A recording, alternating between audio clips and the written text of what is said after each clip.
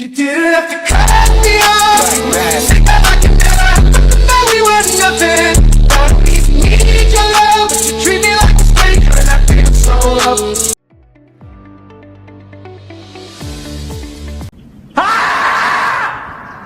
Yuk sini aku tunjukkan apa itu vaksin, bagaimana kegunaan vaksin, manfaat serta efek samping dari vaksin.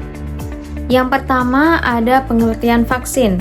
Vaksin adalah sediaan biologis yang digunakan untuk memberikan kekebalan terhadap penyakit tertentu. Lalu yang kedua ada proses pembuatan vaksin, di mana dimulai dari virus harus bebas dari kotoran, baik berupa virus yang serupa atau variasi dari jenis virus yang sama. Selain itu, benih harus disimpan dalam kondisi ideal, biasanya beku, yang mencegah virus menjadi lemah kuat atau lebih lemah dari yang diinginkan. Benih disimpan dalam gelas kecil atau wadah plastik, jumlah yang kecil hanya 5 atau 10 cm, mengandung ribuan hingga jutaan virus, nantinya dapat dibuat menjadi ratusan liter vaksin.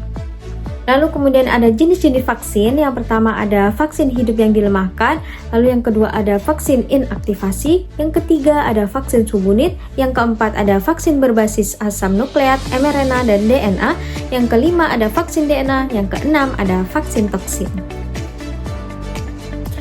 Lalu selanjutnya, bagaimana mekanisme kerja vaksin? Vaksin bekerja dengan merangsang sistem imun tubuh. Ketika vaksin dimasukkan ke dalam tubuh, antigen di dalamnya akan dikenali oleh sistem kekebalan. Hal ini merangsang pembentukan antibodi dan sel memori. Jika seseorang terpapar patogen asli di kemudian hari, tubuh akan lebih cepat dan efektif dalam melawannya karena sudah memiliki ingatan akan patogen tersebut. Vaksin sendiri memiliki beberapa manfaat. Yang pertama ada pencegahan penyakit menular, yang kedua ada pengendalian wabah, lalu yang ketiga ada herd immunity. Baik, selanjutnya saya akan memperlihatkan sebuah video di mana di dalam video tersebut akan menjelaskan apa itu vaksin, cara kerja, manfaat, serta efek samping dari vaksin. Selamat menonton.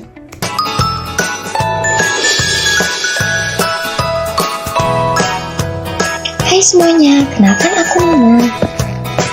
Aku akan mengajak kalian untuk mengetahui tentang vaksin, cara kerja vaksin, manfaat dan efek samping vaksin.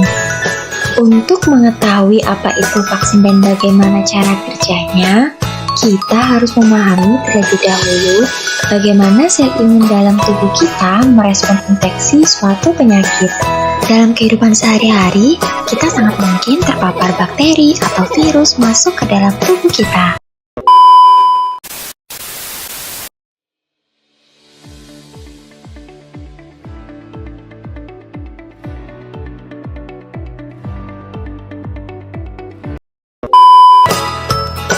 Bakteri atau virus yang masuk ke tubuh kita akan dikenali oleh sel kekebalan tubuh atau sel imun.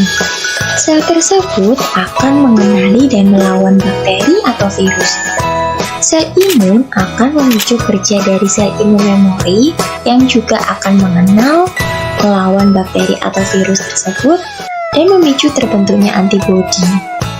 Hal ini bertujuan agar ketika ada bakteri atau virus yang serupa masuk kembali, tubuh kita dapat melawannya. Namun, jika tubuh dalam kondisi lemah, sel imun dapat kalah dalam melawan bakteri atau virus. Akibatnya, kita bisa sakit. Nah, bayangkan jika sebelum bakteri atau virus masuk ke dalam tubuh, kita sudah memiliki sel imun untuk melawannya. Disinilah fungsi vaksin. Vaksin salah satunya berasal dari bakteri atau virus yang dilemahkan. Vaksin dapat memicu sel imun untuk menghasilkan antibodi spesifik terhadap jenis bakteri atau virus tertentu. Sehingga, jika nanti ada serangan dari bakteri atau virus yang serupa dengan vaksin, tubuh sudah siap melawan bakteri atau virus tersebut melalui antibodi yang diproduksi. Jadi, dengan adanya vaksin, kita tidak perlu sakit terlebih dahulu untuk mendapatkan antibodi yang efektif untuk melawan bakteri atau virus yang serupa.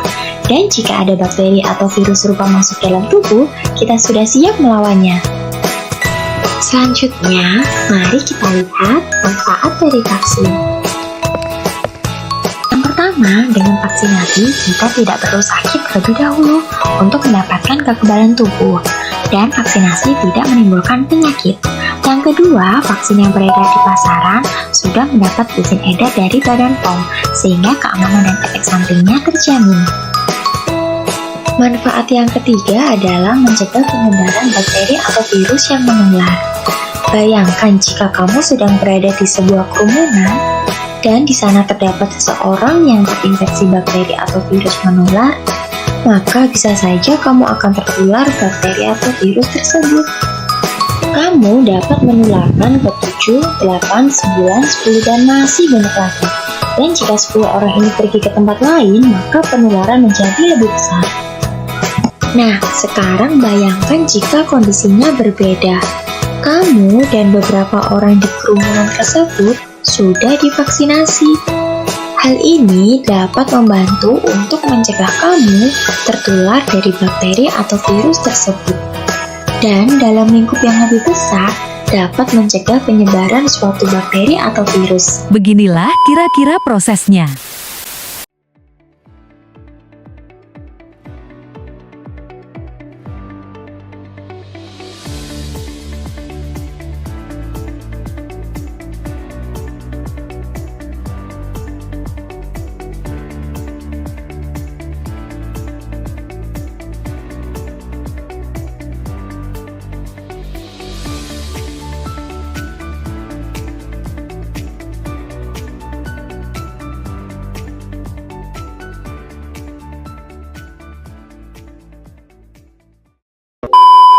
Hebat bukan?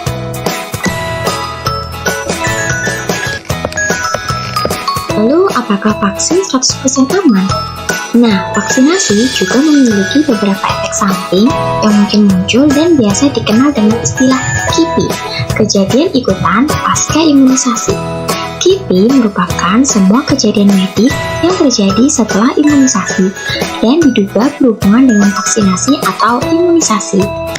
Salah satu gejala yang sering muncul adalah reaksi lengkap imun. Gejalanya ditandai dengan nyeri, bengkak, dan juga kemerahan pada bekas suntikan.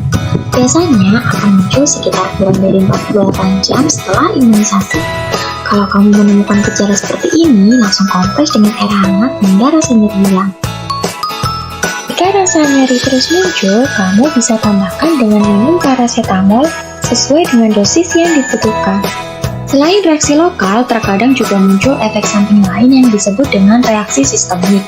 Reaksi ini ditandai dengan demam, lesu, nyeri otot, nyeri kepala, atau menggigil. Jika kamu mengalami reaksi semacam ini, segera konsumsi air hangat, dan bila perlu konsumsi paracetamol sesuai dengan dosis yang dibutuhkan.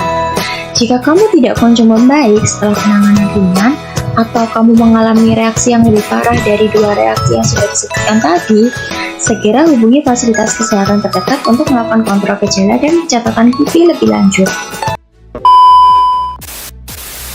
Oleh karena itu, vaksin memegang peranan yang sangat penting dalam melindungi kita dari beberapa agen penyakit yang sangat berbahaya.